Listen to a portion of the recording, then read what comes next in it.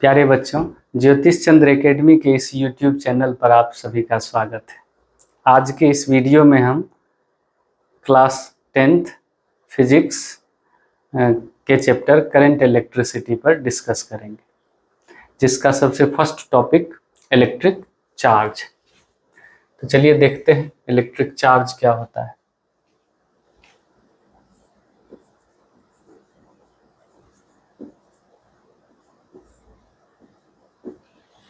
Charge क्या है बच्चों? It is a fundamental property of matter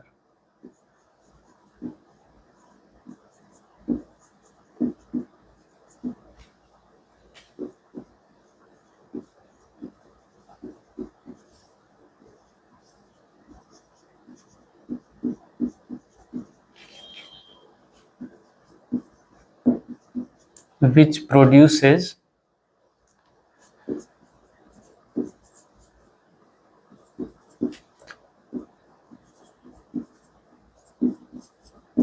electric and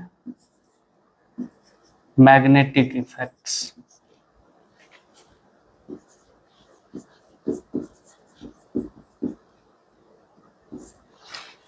charge क्या है बच्चों?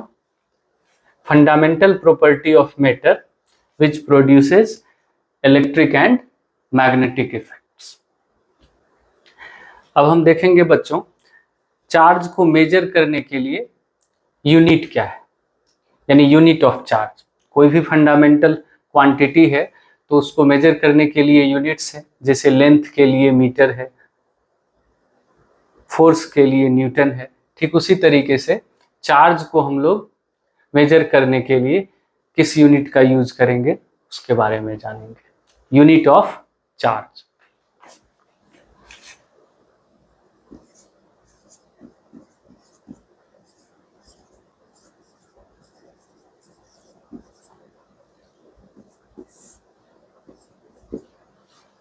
इन SI system,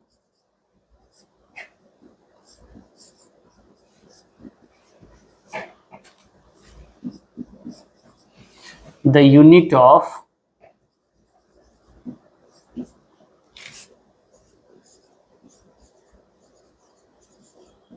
charge is coulomb,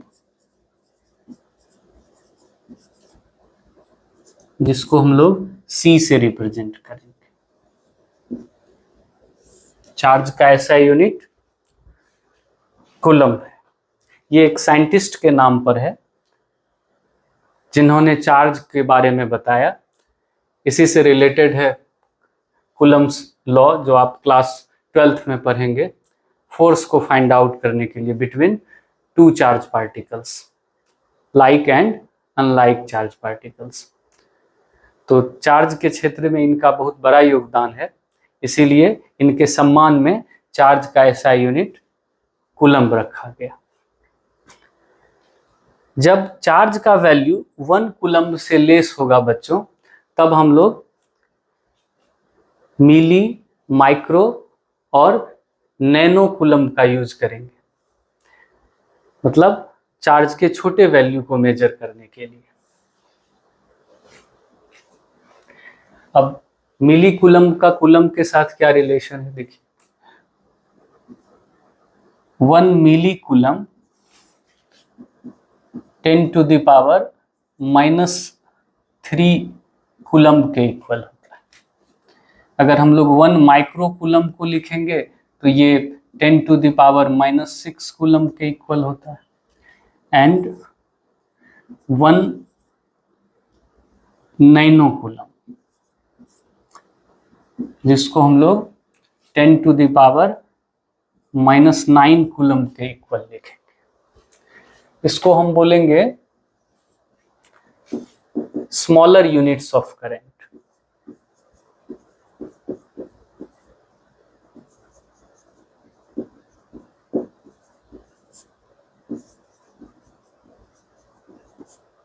smaller unit of current.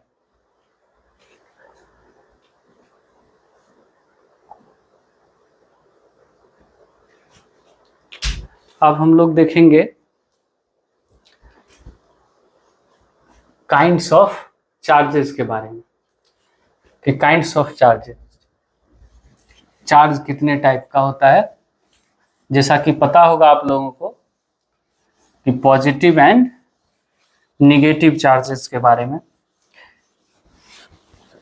Kinds of charges.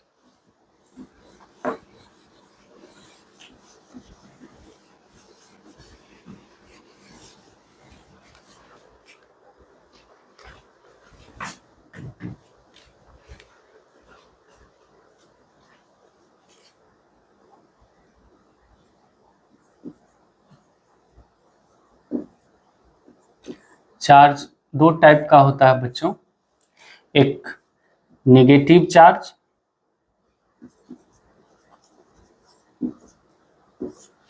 दूसरा positive charge.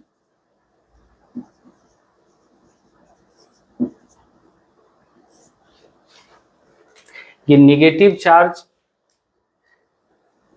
Electron के ऊपर होता है बच्चों, और पॉजिटिव चार्ज प्रोटॉन के ऊपर होता है। जैसा कि आप लोग जानते होंगे कि कोई भी एटम है, उनके 3 सब एटॉमिक पार्टिकल्स हैं, electrons, protons and neutrons. Electron के ऊपर नेगेटिव चार्ज होता है और प्रोटॉन के ऊपर पॉजिटिव चार्ज, और न्यूट्रॉन के ऊपर कोई चार्ज नहीं होता है। अब इलेक्ट्रॉन के ऊपर अगर देखा जाए तो कितना निगेटिव चार्ज होता है, ये निगेटिव चार्ज के अमाउंट को अगर देखा जाए तो ये होता है 1.6 इंटू 10⁻⁻19 कूलम।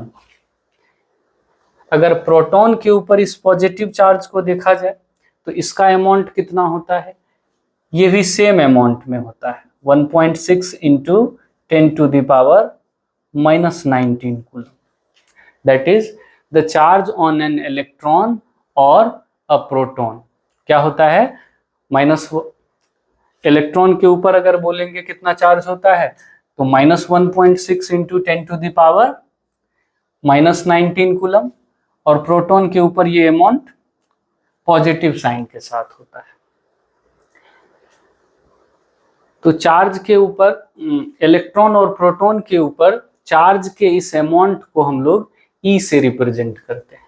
किस चीज से, ई से। That is e equal to क्या होता है, 1.6 इंटू 10⁻⁻19 कूलम। इस वैल्यू को याद रखना है। इसको हम लोग क्या बोलते हैं, चार्ज ऑन एन इलेक्ट्रॉन और a proton. Charge on an electron और अ प्रोटॉन।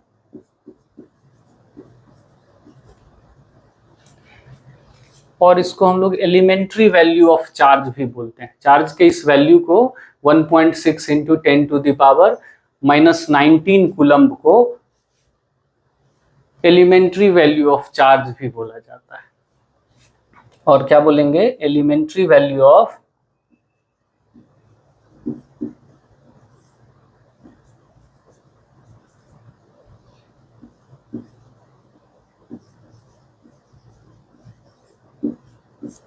और इसको एलिमेंट्री वैल्यू ऑफ चार्ज भी बोला जाता है।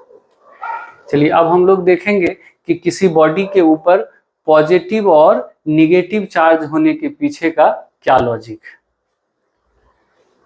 जब कोई बॉडी पॉजिटिवली चार्ज होता है उसका क्या कॉन्सेप्ट है, या किसी बॉडी के ऊपर निगेटिव चार्ज होता है उसका क्या कॉन्सेप्ट है, इसको हम एक एग्जाम्पल के थ्रू समझेंगे। चलिए देख लें।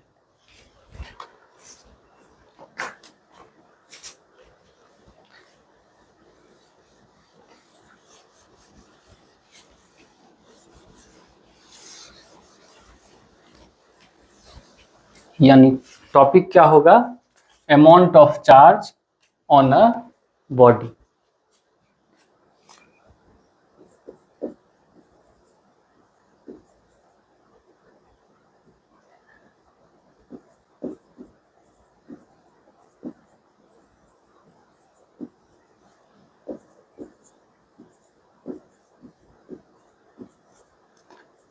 किसी बॉडी के ऊपर चार्ज के अमाउंट को समझेंगे। सब इसको एक एग्जाम्पल के थ्रू समझते हैं। सपोज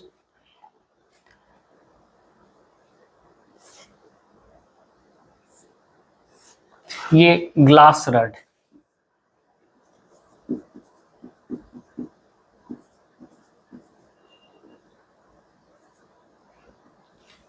और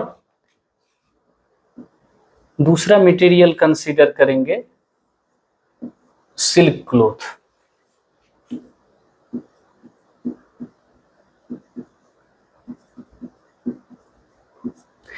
ये दोनों मटेरियल नॉन कंडक्टिंग मटेरियल्स है। ग्लास रड भी एक नॉन कंडक्टिंग मटेरियल है और सिल्क क्लॉथ भी क्या है, एक नॉन कंडक्टिंग मटेरियल है।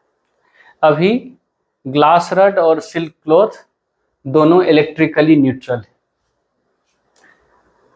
अब जब ग्लास रड को सिल्क क्लॉथ के साथ रब करेंगे तो आफ्टर रबिंग क्या होगा, ग्लास रड के ऊपर पॉजिटिव चार्ज डेवलप हो जाएगा और सिल्क क्लॉथ के ऊपर निगेटिव चार्ज डेवलप हो जाएगा।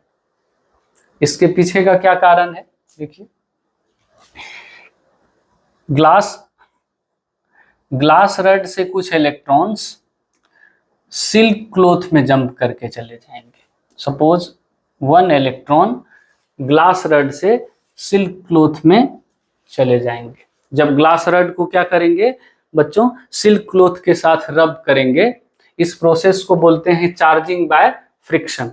इस मेथड का नाम है चार्जिंग बाय फ्रिक्शन, जिसके बारे में आप पढ़ेंगे methods of charging class 12th में। तो कुछ इलेक्ट्रॉन्स ग्लास रड से सिल्क क्लॉथ में चले जाएंगे।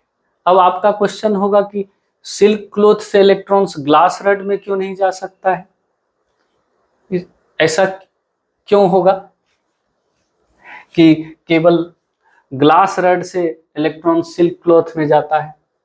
क्योंकि ग्लास रड सिल्क क्लॉथ के कंपैरिजन में इलेक्ट्रॉन्स को इजीली लूज कर देता है। यानी इलेक्ट्रॉन्स को लूज करने की टेंडेंसी अगर देखा जाए तो ग्लास रड का सिल्क क्लॉथ के कंपैरिजन में ये टेंडेंसी इलेक्ट्रॉन्स को लूज करने की ज्यादा है। ये इजीली इलेक्ट्रॉन्स को लूज कर देता है as compare to silk cloth. तो जब हम ग्लास रड को सिल्क क्लॉथ के साथ रब करेंगे तो ऐसा मान लेते हैं कि एक इलेक्ट्रॉन ग्लास रड से सिल्क क्लॉथ में ट्रांसफर हो जाए। अब ग्लास रड में नंबर ऑफ प्रोटॉन्स इलेक्ट्रॉन्स के कंपैरिजन में ज्यादा हो जाएंगे, जिनके कारण कितना प्रोटॉन ज्यादा होगा, एक प्रोटॉन। तो एक प्रोटॉन के ऊपर कितना चार्ज होता है बच्चों, प्लस 1.6 इंटू 10⁻⁻19 कूलम। तब ग्लास रड के ऊपर जो चार्ज डेवलप होगा ये पॉजिटिव चार्ज होगा। कितना पॉजिटिव चार्ज डेवलप होगा, प्लस साइन के साथ क्या लिखेंगे 1e। और सिल्क क्लॉथ के ऊपर एक इलेक्ट्रॉन एक्स्ट्रा हो जाएगा प्रोटॉन के कंपैरिजन में, तो इसके ऊपर कितना चार्ज होगा, जितना एक इलेक्ट्रॉन के ऊपर नेगेटिव चार्ज होता है। तो ग्लास रड के ऊपर पॉजिटिव चार्ज डेवलप होने का क्या कारण है, इलेक्ट्रॉन्स की कमी। और सिल्क क्लॉथ में नेगेटिव चार्ज डेवलप होने का क्या कारण है, एक्सेस ऑफ इलेक्ट्रॉन। अब सपोज मान लेते हैं कि अब 2 इलेक्ट्रॉन्स मान लेते हैं इधर ट्रांसफर होता ग्लास रड से सिल्क क्लॉथ में, तब कितना चार्ज डेवलप होता ग्लास रड के ऊपर, प्लस 2 इंटू ई। और इस पर कितना हो जाएगा, -2 इंटू ई। ई क्या है बच्चों, चार्ज ऑन एन इलेक्ट्रॉन, एक इलेक्ट्रॉन पर कितना चार्ज होता है। अब या एक प्रोटॉन पर कितना चार्ज होता है, जैसा कि यहां बता चुके हैं, इसका अमाउंट होता है 1.6 इंटू 10⁻⁻19 कूलम। सपोज ऐसा मान लेते हैं कि अब n इलेक्ट्रॉन्स ट्रांसफर हो रहा है। कितना इलेक्ट्रॉन्स, इसके जगह पर ये n इलेक्ट्रॉन्स ग्लास रड से सिल्क क्लॉथ में ट्रांसफर हो जाएगा। तो n इलेक्ट्रॉन्स के ट्रांसफर होने के बाद ग्लास रड पर जो पॉजिटिव चार्ज डेवलप होगा उसके अमाउंट को अगर देखेंगे तो क्या लिखेंगे, प्लस n इंटू ई, और इस पर कितना हो जाएगा negative charge, minus n into e. अच्छे से समझ में आ गया होगा बच्चों कि अब ग्लास रड जो है ये पॉजिटिवली चार्ज है और सिल्क क्लॉथ क्या है, निगेटिवली चार्ज है। ग्लास रड के ऊपर कितना पॉजिटिव चार्ज हो गया, प्लस n इंटू ई, और सिल्क क्लॉथ के ऊपर माइनस n इंटू ई। तो अब इसके बेसिस पर हम लोग लिख सकते हैं कि चार्ज ऑन अ बॉडी, जब किसी बॉडी के ऊपर चार्ज होगा चाहे पॉजिटिव हो या निगेटिव हो, तो उसके अमाउंट को आप क्या लिख सकते हैं, plus minus n into e. क्या लिखा जा सकता है, plus minus n into e. That is क्या लिखेंगे कि Q equal to plus minus n into e, where Q क्या है, charge on a body, charge on a body which is positive और निगेटिव, और यहां पर n क्या है बच्चों, integer multiple of e. n क्या है, इंटीजर मल्टीपल ऑफ ई।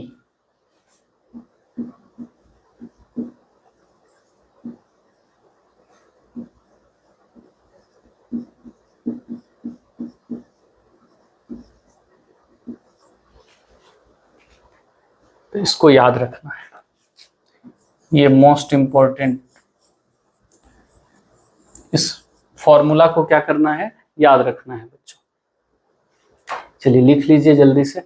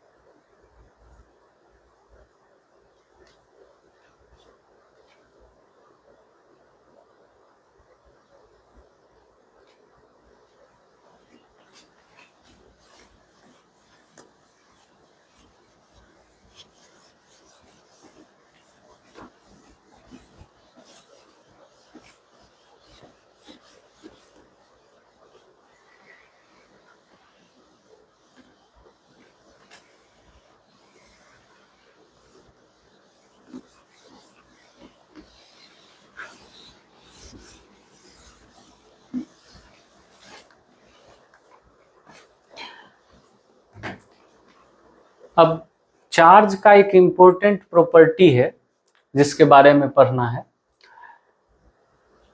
आप लोग जानते होंगे कि like charges repel each other and unlike charges attract each other. ये क्या प्रॉपर्टी है देख लीजिए। सपोज पॉजिटिव चार्ज को, ये पॉजिटिव चार्ज है, इसके समीप जब हम किसी दूसरे पॉजिटिव चार्ज को लाएंगे तब दोनों क्या करेगी, एक दूसरे को विथ अ फोर्स रिपेल करेगी। इसका क्या मतलब है, सपोज ये Q1 चार्ज है और ये Q2 चार्ज है, दोनों पॉजिटिव चार्ज है, तो बोल सकते हैं कि लाइक चार्जेस है। अब दोनों एक दूसरे को विथ अ फोर्स क्या करती है, रिपेल करती है। इसी फोर्स के बारे में हम लोग कूलम्ब्स के लॉ में पढ़ेंगे। कूलम्ब्स लॉ के थ्रू इस फोर्स को हम लोग फाइंड आउट करते हैं। तो Q1 एक पॉजिटिव चार्ज पार्टिकल है और Q2 भी क्या है, एक पॉजिटिव चार्ज पार्टिकल्स है। मींस दोनों को क्या बोल सकते हैं कि लाइक चार्ज पार्टिकल्स है। दोनों एक दूसरे को विथ अ फोर्स क्या करती है, रिपेल करती है। इसका मतलब क्या हुआ कि सेम फोर्स के साथ एक दूसरे को धक्का देती है, सेम फोर्स के साथ एक दूसरे को धक्का देती है। मतलब Q1 Q2 को जिस फोर्स के साथ धक्का दे रही है, Q2 भी Q2 Q1 को सेम फोर्स के साथ धक्का देगी, मतलब पुश करेगी। तो यहां पर फोर्स क्या लग रहा है, इन टर्म्स ऑफ पुश, जिसको हम लोग क्या बोलेंगे, ये जो फोर्स है मैग्नीट्यूड में सेम होगा, सेम फोर्स के साथ दोनों एक दूसरे को धक्का देती है। तो इस फोर्स को हम लोग क्या बोलते हैं? कूलम्ब्स फोर्स या इलेक्ट्रोस्टैटिक फोर्स। तो जब दो चार्ज Q1 और Q2 एक दूसरे को रिपेल करेगी, इसका मतलब दोनों का साइन क्या होगा? सेम होगा। रिपेल करने का मतलब हुआ कि दोनों चार्ज एक दूसरे को सेम फोर्स के साथ धक्का दे रही है। तो ऐसा बोल सकते हैं कि Q1 and Q2 repel each other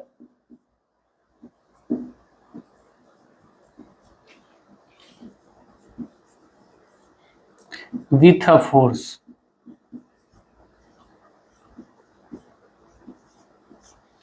एक फोर्स के साथ एक दूसरे को क्या कर रही है? धक्का दे रही है, मतलब रिपेल कर रही है। मतलब एक दूसरे से, जैसे Q1 ये चार्ज है, Q2 ये है, दोनों एक दूसरे से दूर हटेगी जब एक दूसरे के ऊपर फोर्स लगाएगी। और इस फोर्स का मैग्नीट्यूड सेम होता है।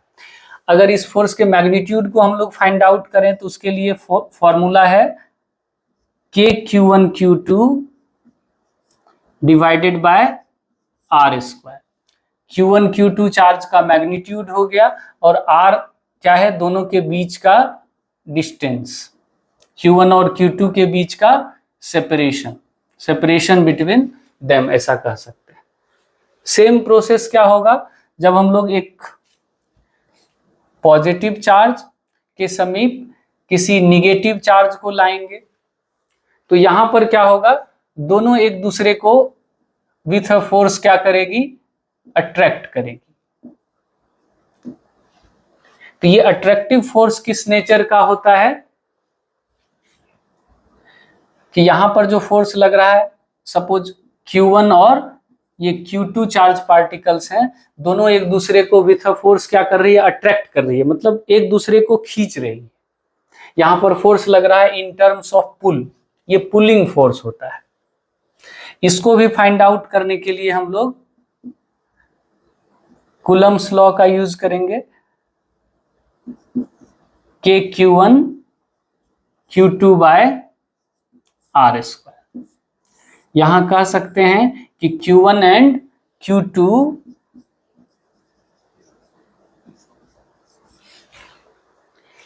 attract each other with a force F.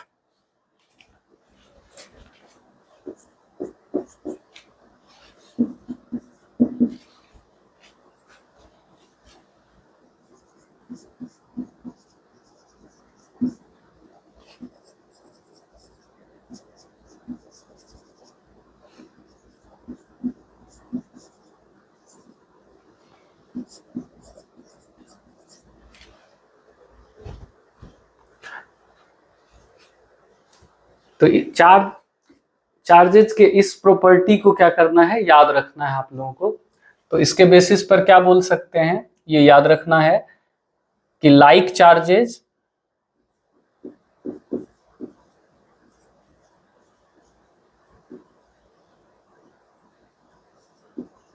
attract repel each other, like charges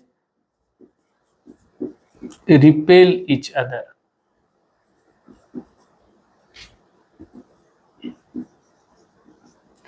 and unlike charges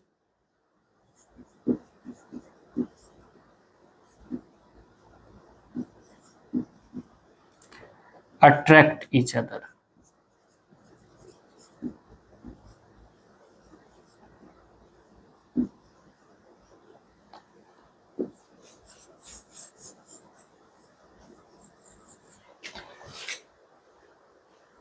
charge का ये प्रॉपर्टी आपको क्लियरली समझ में आ गया होगा, है ना? तो चलिए अब हम देखते हैं आगे का कॉन्सेप्ट। आगे का टॉपिक है इलेक्ट्रिक करंट। चलिए जल्दी से इसका स्क्रीनशॉट ले लीजिए आप लोग। हट जाते हैं हम।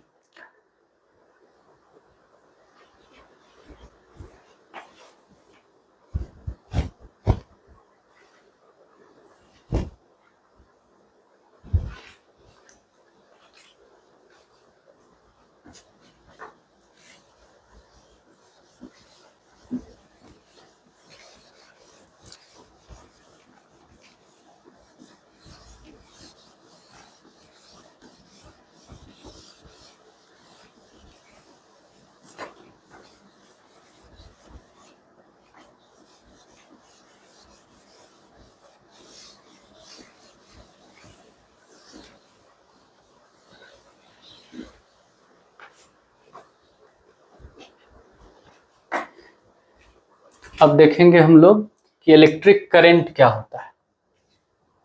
Current,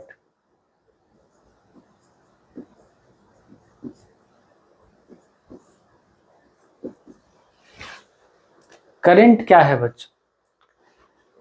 current is defined as the rate of flow of charge. किसी करंट कहां से फ्लो होता है बच्चों? किसी वायर से, और वायर कैसा होता है? सिलेंड्रिकल शेप में होता है जनरली, जिसका क्रॉस सेक्शनल एरिया क्या होता है? ये जो दिख रहा है मार्कर का ये एंड क्या है? सर्कुलर है। तो वायर का भी क्या होता है? इसी तरीके का आपको फेस दिखेगा जो सर्कुलर है। अगर आप वायर को कट करेंगे तो ये इलेक्ट्रॉन्स कहां से फ्लो होता है वायर में? Through the cross section of a conductor. इसी रीजन से होकर इलेक्ट्रॉन्स फ्लो होते हैं, और इलेक्ट्रॉन्स के अपोजिट डायरेक्शन में करंट फ्लो होता है। तो समझेंगे हम लोग कि करंट क्या होता है। फिर आगे का टॉपिक है फ्लो ऑफ करंट, उसमें हम लोग डायरेक्शंस के बारे में बात करेंगे। क्या है current?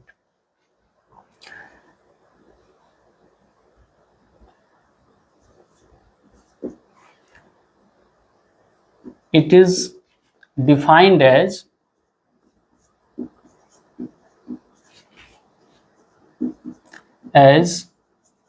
the rate of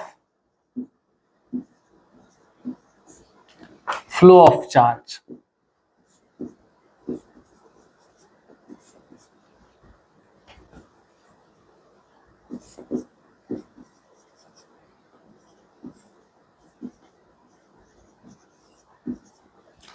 It is defined as the rate of flow of charge. और ये चार्ज कहां से फ्लो होता है? किसी कंडक्टर में, through the cross sectional area of a conductor. It is defined as the rate of flow of charge through the cross section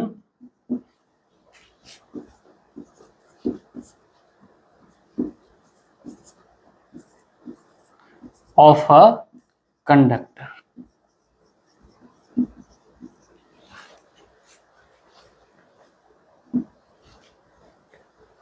That is I equal to Q by T. यहां पर हम लोग current को I से represent करते हैं, Q से charge को और T से टाइम को, वेयर I क्या है? करंट,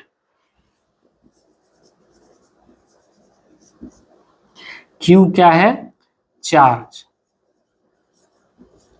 एंड T क्या है बच्चों? Time.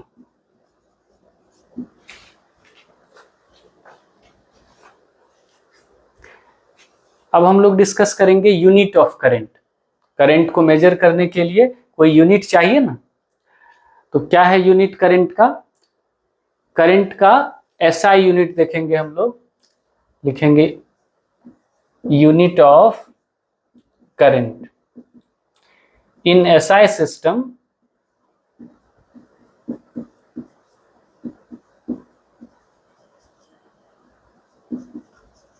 the unit of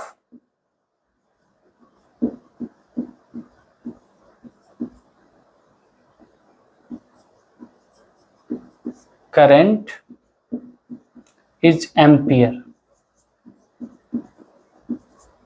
current का ऐसा यूनिट क्या है? एम्पियर.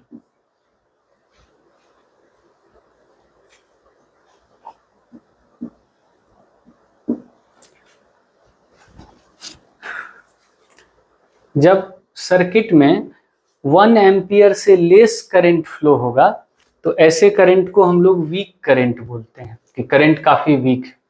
इसके लिए हम लोग क्या करेंगे? प्रेफिक्स का यूज करेंगे, मिली एंड माइक्रो का, जैसा कि चार्ज के लिए यूज करते थे. स्मॉलर यूनिट ऑफ करंट बोल सकते हैं. क्या होगा? मिली एंड माइक्रो एम्पियर. तो पहले देखते हैं ये एम्पियर क्या है. अगर एम देखना हो 1 एम्पियर को डिफाइन करना हो, I इक्वल टू क्या होता है Q/T, तो क्या लिखेंगे 1 ampere equal to 1 coulomb by 1 second, that is 1 ampere equal to क्या लिखेंगे 1 कूलम पर सेकेंड को ऐसे भी लिखा जा सकता है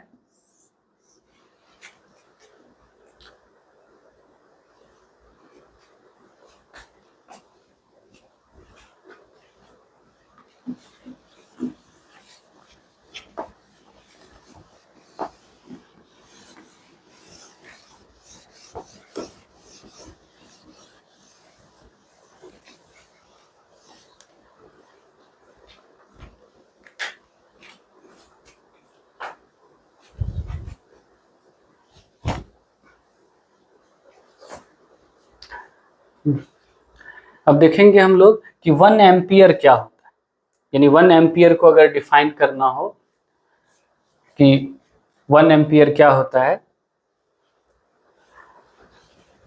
ये अक्सर एग्जाम में आता है कि डिफाइन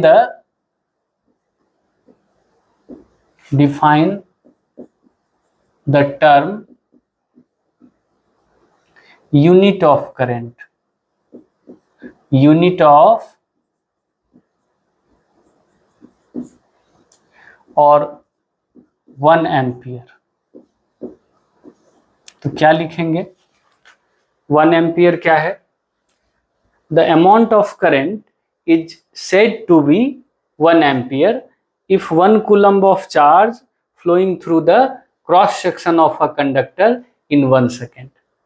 बच्चों यदि किसी कंडक्टर के क्रॉस सेक्शनल एरिया होके 1 कूलम्ब चार्ज पर सेकेंड फ्लो होगा तो हम ऐसा कह सकते हैं कि करंट कितना फ्लो हो रहा है 1 ampere.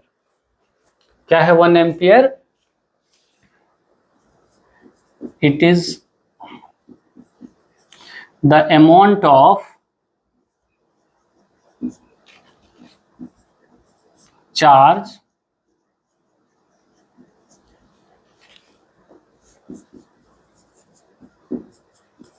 flowing through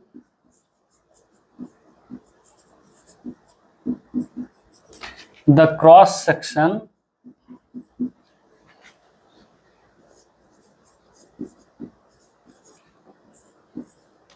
of a conductor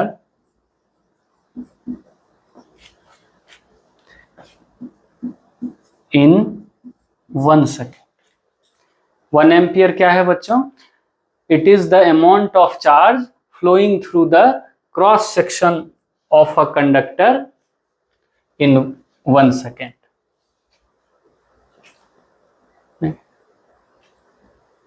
it is the amount of current, charge नहीं, amount of current, amount of current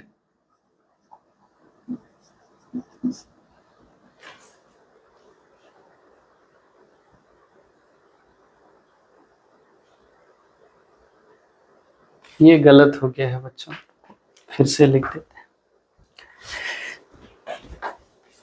गलत लिखा गया।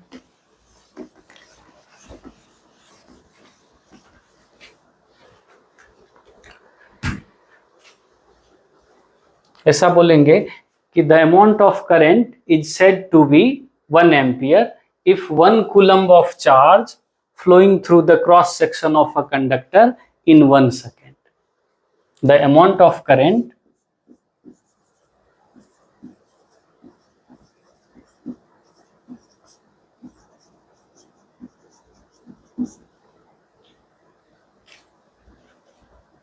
is said to be 1 ampere if 1 coulomb of charge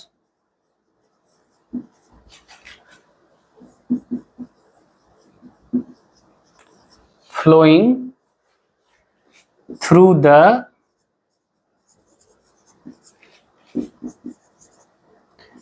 cross section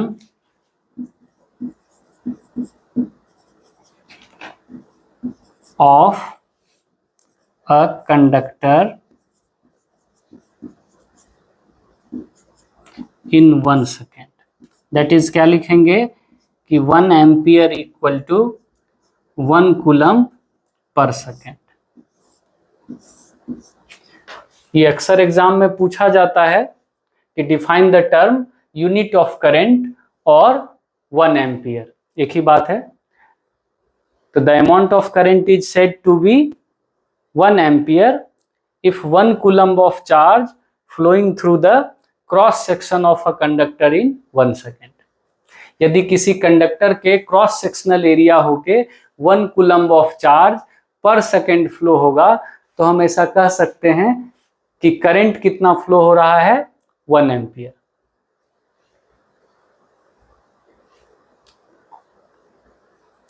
अब हम लोग देखेंगे जब करंट का अमाउंट सर्किट में काफी वीक होगा, उसका वैल्यू 1 एम्पियर से लेस होगा, तो ऐसे करंट को हम लोग मिली एम्पियर और माइक्रो एम्पियर के टर्म्स में मेजर करेंगे। इसके लिए प्रीफिक्स का यूज करेंगे, ठीक है ना।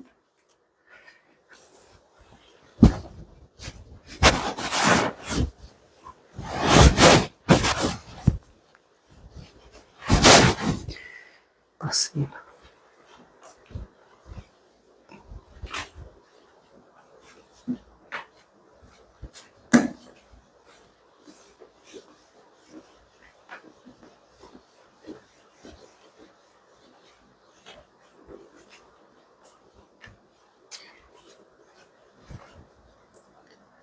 ये आ जाएगा स्मॉलर यूनिट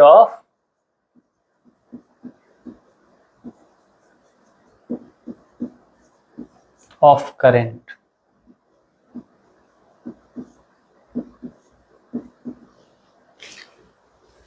जब करंट का अमाउंट काफी वीक होगा तो हम लोग उसको मिली एम्पियर और माइक्रो एम्पियर के टर्म्स में मेजर करेंगे। Weak current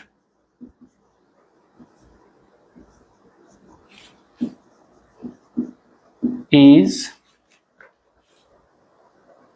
measured in terms of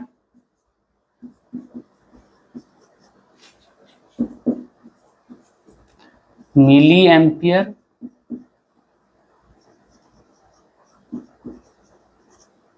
जिसको हम लोग स्मॉल m और कैपिटल A से रिप्रेजेंट करेंगे, एंड माइक्रो एम्पियर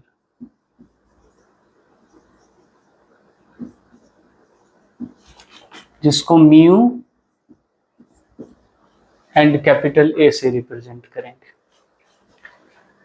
क्या लिखेंगे, मिली एम्पियर के साथ एम्पियर का क्या रिलेशन है, दैट इज 1 मिली एम्पियर को हम लोग लिख सकते हैं 10 to the power -3 ampere, and 1 micro ampere को लिख सकते हैं 10 to the power -6 एम्पियर। ये याद रखना है आप लोगों को।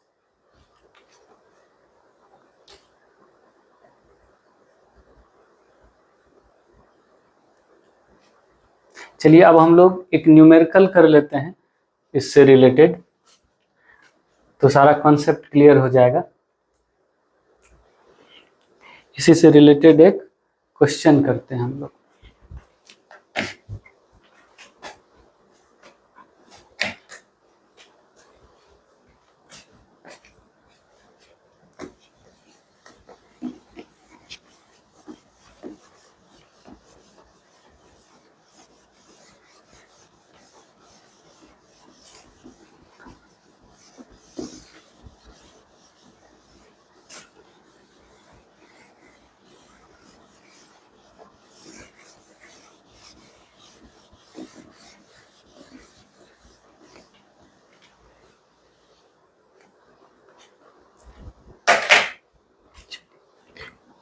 एक क्वेश्चन लिखते हैं,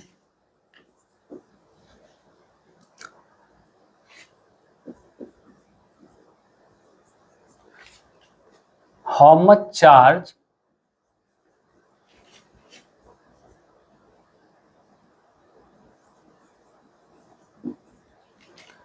flowing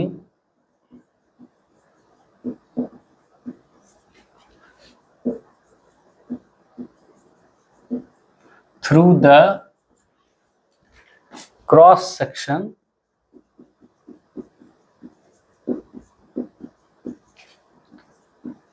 of a conductor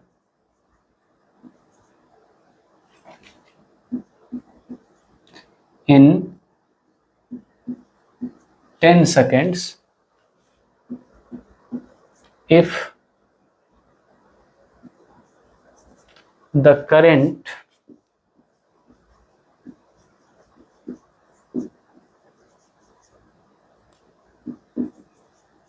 flowing through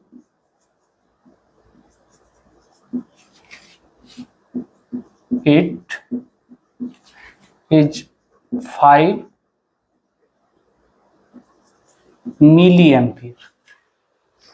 क्या बोला जा रहा है क्वेश्चन में कि how much charge flowing through the cross section of a conductor in 10 seconds if the current flowing through it is 5 milliampere।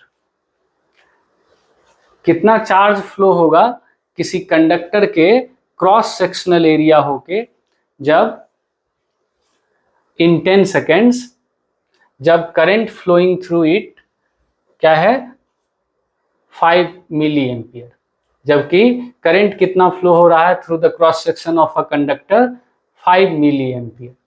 तो चलिए देखते हैं क्या क्या गिवन है। सबसे पहले बोला जा रहा है कि current flowing through the cross section of a conductor is कितना 5 मिली एम्पियर। सबसे पहले लिखेंगे जो गिवन है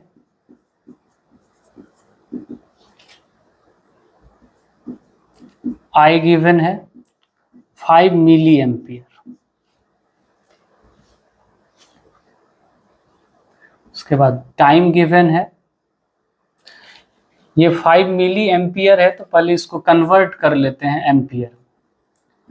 5 इंटू मिली एम्पियर को एम्पियर में कन्वर्ट करने के लिए क्या बताए थे कि प्रेफिक्स का यूज करेंगे। ये मिली एम्पियर मतलब स्मॉलर यूनिट ऑफ करंट में आता है, तो एम्पियर में कन्वर्ट करने के लिए हम लोग 10 टू द पावर -3 से मल्टीप्लाई कर देंगे।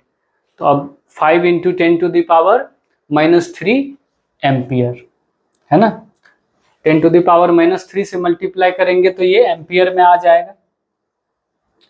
अब टाइम कितना गिवन है 10 सेकेंड्स, ये एसआई यूनिट्स में है।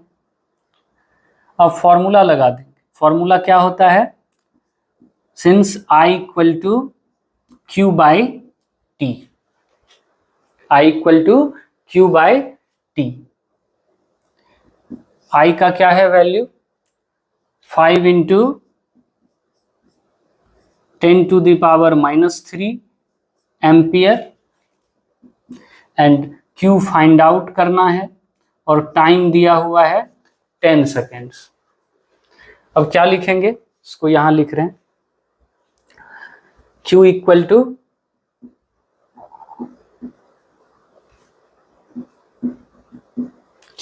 टू क्या हो जाएगा, ये क्रॉस मल्टीप्लीकेशन होगा 5 into 10 to the power -3 into क्या लिखेंगे 10 to the power 5 into 10 to the power -3 into 10। अब इसको क्या लिखेंगे, ये हो जाएगा 5 इंटू 10 टू द पावर -2। जैसा कि पता है आप लोगों को कि पावर क्या होता है मल्टीप्लाई करने पर ऐड होगा। 10 का पावर -3 है और यहाँ क्या है कुछ नहीं है तो 1 है, तो -3 + 1 कितना हो जाएगा -2। इसको ऐसा भी लिखा जा सकता है 5 डिवाइडेड बाय 100। 10 का पावर -2 है, इसको क्या लिखेंगे 1/10 का पावर 2, क्या हो जाएगा 0.05 कूलम।